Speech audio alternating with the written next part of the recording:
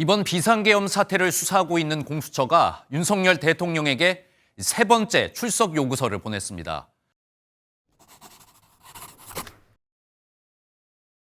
안녕하세요. 로우킥의 이동훈입니다. 오늘은 어떤 주제를 가지고 왔는지 궁금하시죠?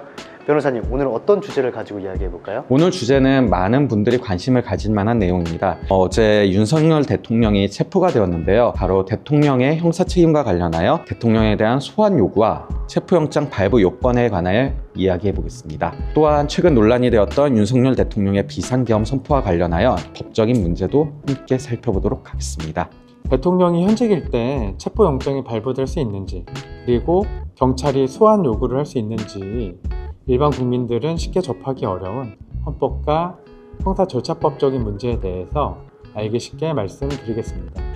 비상계엄 선포가 내란죄에 해당하려면 첫 번째로 헌법 질서를 문란하게 하려는 목적이 있어야 되고, 그리고 두 번째로는 물리적인 폭동 행위, 이런 것들이 수반되어야 합니다. 맞습니다. 단순히 계엄을 선포하는 행위 자체만으로는 내란죄가 성립하지 않습니다. 하지만 계엄이 국민이나 국가기관의 헌법상 권한과 자유를 본질적으로 침해하거나 이를 무력으로 진압하려는 시도가 있었다면 내란죄의 요건을 충족할 여지가 있습니다. 그렇다면 윤석열 대통령의 비상계엄 논란이 실제로 내란죄로 이어질 가능성을 어떻게 보시나요? 좀 정확히 따라 좀 달라질 것 같은데요. 비상계엄이 헌법에 위반되고 또 무력 행사가 동반되었다면 내란죄 논의가 가능하겠지만, 단순히 위기 상황에 계엄 선포를 했다는 것만으로는 조금 다른 문제일 것 같습니다. 좀 법적 검토가 좀 더 필요할 것 같습니다. 많은 분들이 궁금해하시는 부분일 텐데요. 윤석열 대통령의 소환이나 체포가 법적으로 문제가 없는지 궁금해하시는 분들이 꽤 많으시더라고요.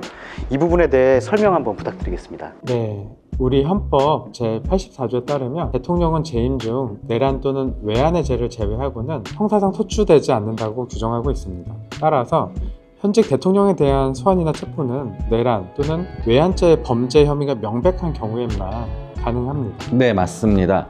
형사소송법 제200조의 2에 의하면 체포영장이 발부되기 위해서는 범죄 혐의가 상당히 구체적이고 명백해야 하며, 피의자가 출석 거부를 했거나 아니면 그 출석 거부할 우려가 있다는 그 가능성이 인정되어야 합니다.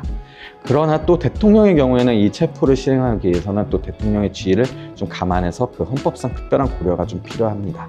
체포영장 집행 시 대통령 관저의 법적 성격도 중요한데, 이는 단순한 주거지가 아니라 국가의 주요 업무가 이루어지는 장소로서 군사시설보호법 등에 의해 보호됩니다. 따라서 체포영장이 발부되고 나서도 실제 집행에는 실질적인 어려움이 많이 있었습니다. 그렇다면 대통령 관저에서 체포영장을 집행했는데 법적으로 문제가 되지 않나요? 대통령 관저는 국가의 주요 시설이자 군사시설보호법으로 보호되는 공적 영역의 특성을 좀 가집니다. 형사소송법 제110조에 따르면 공적 시설에서의 체포나 수색은 시설 관리자의 동의 또는 특별한 허가를 받아야 합니다. 다만 이번에 법원에서 발부했던 대통령에 대한 영장에서는 그 군사시설 보호법에 따라 보호되지 않는다는 내용이 적시된 것으로 알고 있습니다. 이와 함께 헌법재판소 결정례에 따르면 국가기관 간 권한 충돌이 있을 경우 상호 합의를 통해 조율하는 것이 바람직하다고 판시하고 있습니다. 그래서 경찰이 대통령 관저에서 체포영장을 집행한 것이 정치적 파장이 컸던 것 같습니다. 그렇다면 대통령에 대한 소환 요구, 체포영장 발부가 이루어지려면 어떤 법적 요건이 충족돼야 되나요? 형사소송법 제200조의 2 그리고 헌법 제84조를 근거로 보면 내란 혐의가 명백히 드러나야 하고, 대통령이 정당한 이유 없이 경찰의 소환 요구에 불응해야 합니다. 추가로 헌법상 기관이 대통령에 대한 체포는 법원에서 발부한 영장에 의해서 이루어져야 합니다. 그리고 정치적 중립성이 전제되어야 그 정당성이 인정될 수 있을 것 같습니다.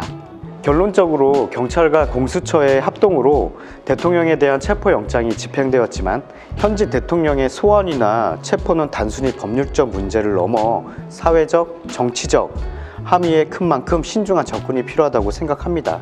자, 오늘은 대통령의 소환과 체포에 대해서 살펴봤습니다. 정말 많은 고민이 필요한 시안이었는데요. 두 분 변호사님, 네, 말씀해 주셔서 너무 감사합니다. 네, 감사합니다. 다음 시간에도 알기 쉬운 법률 이야기를 전해드리겠습니다. 시청해 주셔서 감사합니다. 좋아요, 다음 구독 주에도 눌러주세요. 감사합니다. 아, 네.